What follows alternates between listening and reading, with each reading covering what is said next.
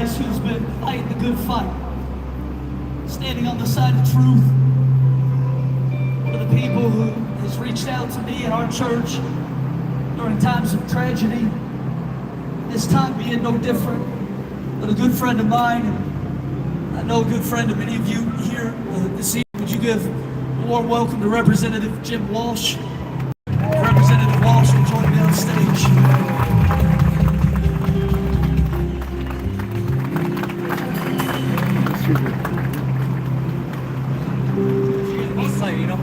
Good work.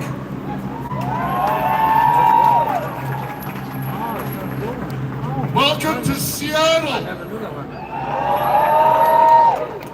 Our beautiful Seattle. Our broken Seattle.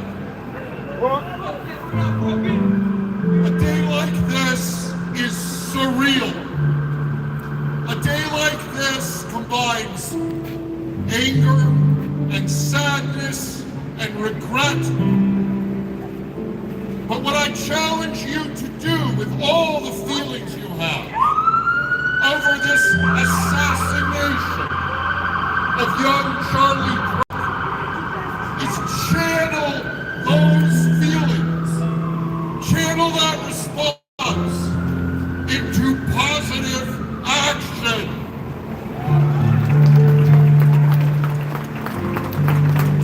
We have to save this city. We have to save this state.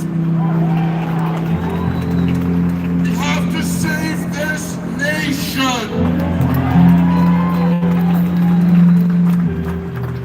And what Charlie Kirk showed you is the way to live a true life, not dedicated to your truth, but dedicated to the truth.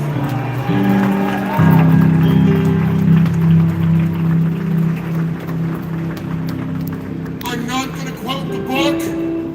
I'm going to quote a German philosopher. Friedrich Nietzsche said, "If God is dead, then all morality collapses." Are you going to let morality collapse? You can't.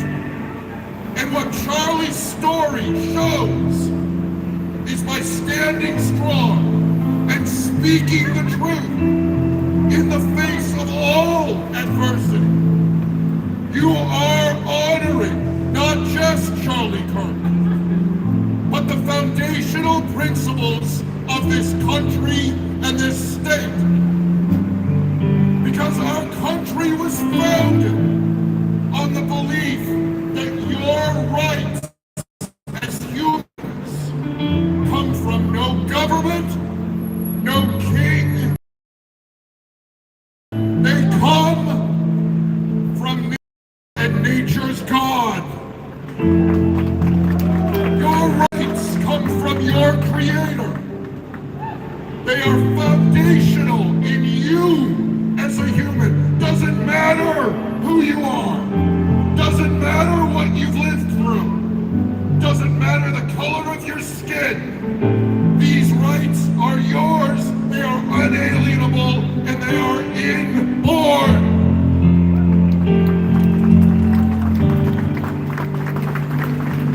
Kirk is most associated with the right to free speech. He exercised it brilliantly.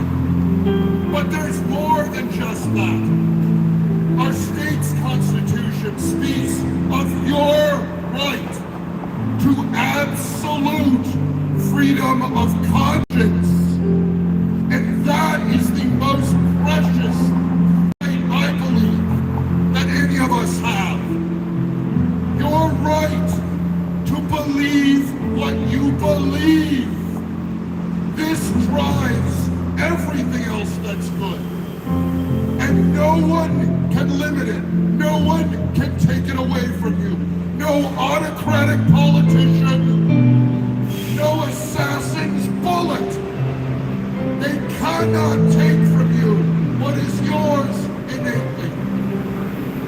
So stand for what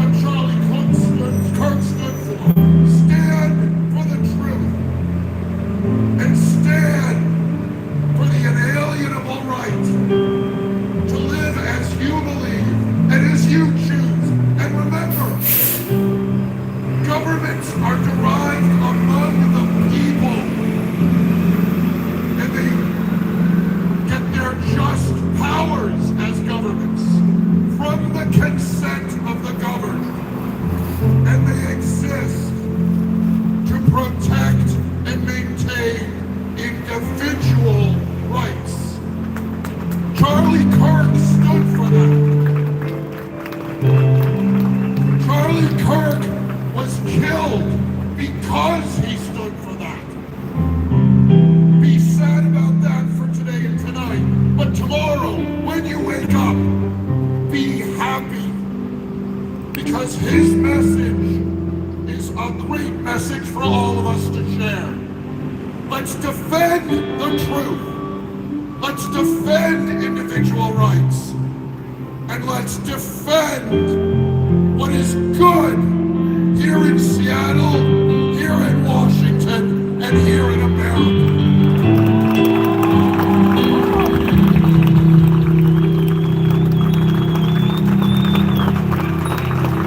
God bless you all, and I mean it. God bless you.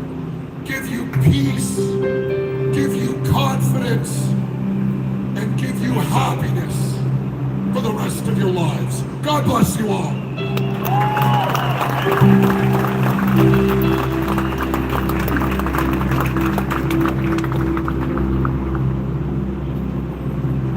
One of the things that I appreciated about Charlie and my friendship with him was his unapologetic stand on behalf of Israel and the Jewish people, a cause near and dear to my heart.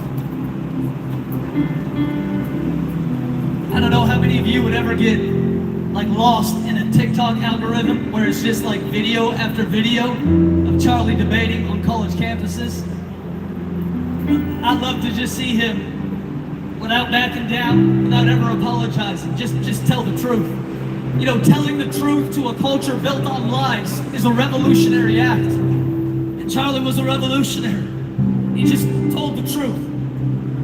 Talked about his relationship with God, talked about why he believed the Bible was true, and talked about how that relationship with God informed the way that he interacted with civil society. You know, we got an entire crop of political figures today who act like they have a private faith that never interrupts or interacts with their public life. You don't have a private faith. You either have a public faith or you got no faith at all. And Charlie had a public faith. I spent time with him in Nashville. I spent time with him down in San Diego. I spent time with him down in Phoenix, Arizona. The first time I met him, he said, "Russell, you have my wife to thank for why I know who you are." I said, "What do you mean?" He said, "She was scrolling online one day, saw a video, you preaching, and sent it to me. And I started watching you and pursued it. I figured you were one of the good guys. You're on our team." So Charlie and I developed a friendship. I just appreciated who he is. You know, when I heard the news today, I thought it was a joke, a troll, maybe some AI type video. I couldn't believe it's real. Just a few months after a young man, not too much different in age from Charlie, was assassinated, walking into our church with his wife and kid. Charlie's assassinated on a college campus in Utah for just daring to tell the truth, for daring to say, no, there is one way. No, you don't get your own truth. There is an objective standard for what's true. No, you don't get to pretend that you're a different gender. No, there is a way that seems right to a man, but in the end it leads to destruction. But there is a way that can lead you to eternal life. And for the high crime of telling the truth, his life was cut short at the age of 31. And I'm not here to ascribe blame to anybody but the person who shot him. And I'm praying for all the law enforcement who are looking for this coward right now. They ought to bring back the most severe forms of penalties for this type of cowardice activity. Can't afford to lock up an assassin in some sort of jail for 5 years, only for some federal judge to let them go early on probation with the promise of being on their best behavior. It's that type of judicial nonsense that has put this city in a world of hurt. These types of animals who commit these types of cowardly acts deserve life in prison without parole. At a minimum, if not the death penalty for these types of actions. This is an assault on the fabric of our nation. I'm not here to ascribe blame to anybody else except the individual who pulled that trigger. May God help law enforcement find them quick. But it does not help when major media on both a national and on a local level talk about anybody who dares to disagree with culture's narrative and labels them, like the Seattle Times, as a fascist far-right rally filled with extremists because we dared to worship in a public park. So when we're gathering out here tonight, it's like we're gathering in one sense as an act of resistance. And what is that act of resistance? You can go ahead, media, and write whatever BS articles you want. The people of God are not backing down because we are not the problem in this city. We are the answer to the problem in this city.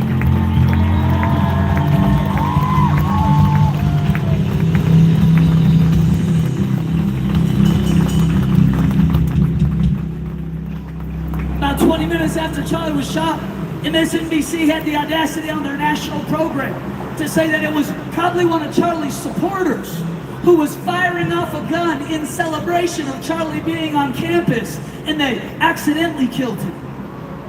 I heard tonight before I got on stage that that journalist was just publicly fired. The first good thing MSNBC has done in about 100 years. I'm so tired of being lied to and lied about by these types of folks. And it's like at some point you gotta draw a line in the sand and say, you know what, they've already said everything that they can, and we're not backing down, and we're not shutting up. I want to invite to the stage a person who is in the media, but who I think is a bright spot in the city of Seattle. I'm thankful for him, I'm thankful for his friendship, and I'm thankful for his similar stand and approach in defense of Israel and the Jewish people. Welcome to the stage, my friend, your friend, Ari Hoffman.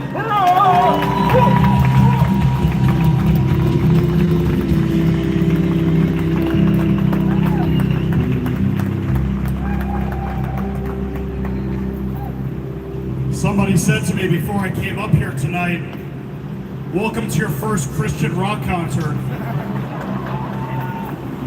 I wish it was under better circumstances. I look out and I see a sea of friends out there. A bunch of people who believe a little differently, but in the same things I do. Chairman Walsh was quoting Nietzsche a minute ago. I remember a quote from Nietzsche. It said, God is dead. You know what God said? Nietzsche's dead. I interviewed Charlie Kirk the first time I went to a Turning Point USA convention. And he notices this thing on my head. And he said, you're Jewish. I said, yeah. He said, I just got back from Israel. And he proceeded to spend the rest of the interview telling me about how much of a good time he had in Israel and all the things he loved about it. All my questions went right out the window. But then it became a conversation about Judeo-Christian values and how much we had in common and how much we shared and how similar we all are. I never got the chance to tell Charlie how much that conversation meant to me. There's something else I never got to tell Charlie. After October 7th, I felt so alone being Jewish. Luckily, we have friends like Pastor Russell, friends like all of you. And my son said to me, with tears in his eyes, he said, Dad, we have Charlie Kirk. Because Charlie's defending us when so many people aren't. And I look at what Charlie was defending, and he was defending Judeo-Christian values, the same values that this country was built on. And if you look at this city, look at what happens when you get rid of those values. You look around at the city, and you don't even recognize this place anymore. This section of the Torah that we're in right now, we do weekly Torah portions. That's the Old Testament, before the sequels. That's what we read. And this one, it talks about the brachos and klalos, the blessings and the curses. It says, if you keep my word, I'll reward you with all of this. But if you don't keep my word, here's what happens. Look what's happening to our beautiful city. Look what's happening to our beautiful state. Charlie was a light in the darkness. All of us, aside from our religion, have Charlie in common. We're here because of him. And how many millions around the world today? I saw world leaders were sending condolences to Charlie. I saw the Prime Minister of Israel sending condolences. I saw the President of the United States giving an address from the Oval Office. Charlie Kirk moved mountains and he changed the course of history.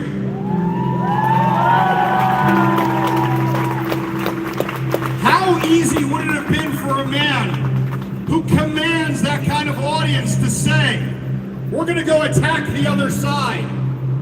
When we were with him at University of Washington, we could have said, we're going to go attack the Gaza encampment.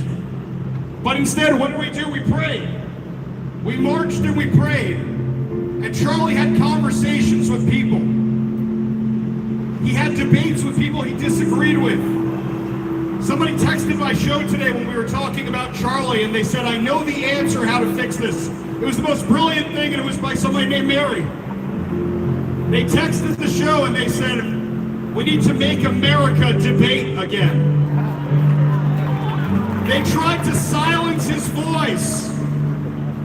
His voice is preserved for posterity, but more than that, all of you can carry on that message.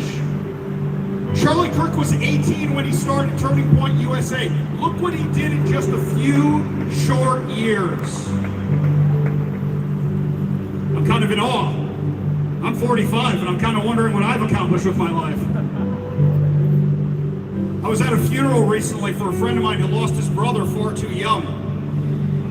And the rabbi said, when you lose somebody young, sometimes, because we believe in the resurrection of the soul, and sometimes it's a soul that didn't get to finish something in a previous life and got a few more years on this world, on this planet. Look what Charlie accomplished in 31 short years. And there's no reason any of us can't do the exact same thing. I'll leave you with one more message. When I was having my own little breakdown today on the show, my wife texted me. She said, remind everybody to tell the people they love how much they love them. Especially if you disagree with them politically. But tell them how much you love them. Tell them how much you appreciate them. Because none of us got to tell Charlie that, and we're all here because of him. I appreciate all of you. I appreciate the pastor giving me this opportunity. And I appreciate the fact that we live in the freest country in God's green earth. That's built on Judeo-Christian values. In God we trust. We are endowed by our Creator with rights that no government can take away. And instead, they are celebrated here in the United States of America. And for those that don't remember that, it's time to remind them. Thank you very much.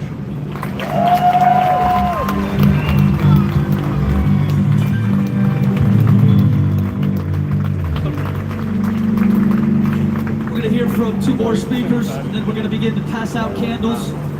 We're going to light those candles. We're going to hold them high. We're going to go back into a time of singing. And next to the stage, I want to invite another friend of mine who's also in that media world. The people who tell the truth. People who have been friends of mine, friends of the church. Even if we don't agree on every single thing under the sun. People who are at least willing to tell the truth. And that's a guy that I listen to on a regular basis. I know many of you in this audience listen to on a regular basis. One of the first people who reached out to me after the shooting saying, I thought of you as soon as this happened and it meant a lot to me. Would you please welcome to the stage our good friend Jason Rance.